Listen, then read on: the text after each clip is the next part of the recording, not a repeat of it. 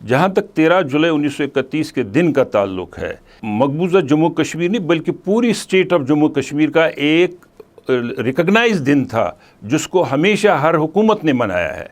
और आज जब 5 अगस्त के बाद बीजेपी ने एक हिंदुत्व तरीक़ेकार को अपनाने की कश्मीर में कोशिश की है, उसने ये छुट्टी वगैरह कैंसिल की, लेकिन ये अब जिम्मेदारी बनती है नेशनल कॉन्फ्रेंस ने की, जिसने इसी नाम की बुनियाद पे कश्मीरियों से वोट हासिल किया। नहीं तो कश्मीरी ने कभी हिंदुस्तान को वोट नहीं डाला है।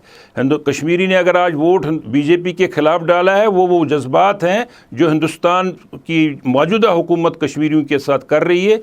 आज नेशनल कॉन्फ्रेंस और तमाम उन पार्टियों की जिम्मेदारी बनती है कि वो इस दिन को उसी तरह मनाएं जिस तरह 5 अगस्त 2019 से पहले मनाती थी, क्योंकि ये पूरी स्टेट का एक हिस्टोरिकल दिन है और ये बुनियाद फराहम करता है कश्मीर की जोग्राफियाई, सियासी और इखलाकी सतह की।